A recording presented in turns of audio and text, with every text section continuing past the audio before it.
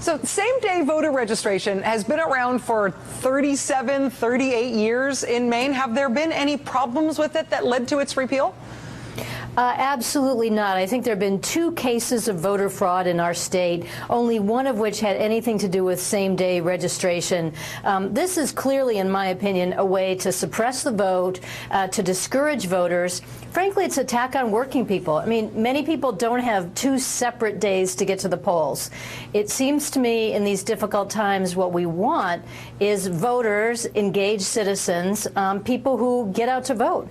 Maine has one of the highest engagements in elections. I think we're 3rd highest in the country. I'm proud of that in my state, and I know that taking away same-day registration is going to limit that. From your experience, and I know you have followed this issue for some time, do you think that limiting access this way, and in fact limiting the size of the electorate, has a partisan effect? Do Republicans benefit more from fewer voters than Democrats do?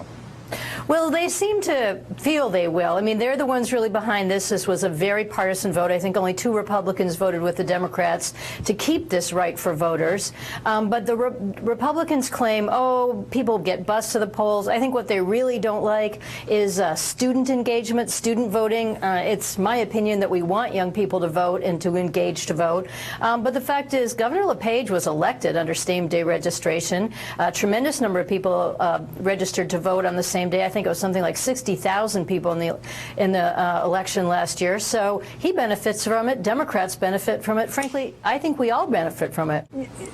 Big picture, in terms of your state, you've been in public service for a long time in the state of Maine. And do you feel like the reaction in the state is that people knew what they were getting when they elected this governor and this legislature? Or do you feel like people feel surprised by the turn that things have taken since the folks that they elected have been governing?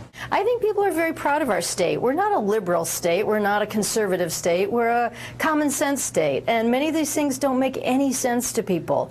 And it feels a little bit like this is an agenda that came from the outside. This is a very conservative agenda. You know, in Maine, we say, like a lot of people, if it ain't broke, don't fix it. So there's nothing wrong with our election laws. In fact, we think they've been good for civic engagement. Where did this idea come from? And why did they push so hard to make it happen? It seems to me it's part of a bigger agenda to keep people from voting, to take away our rights as citizens, and to undermine the very fundamentals of democracy. These voting laws and the suppression of voting worries me about as much as anything that's going on in the states right now, and this is only going to spread.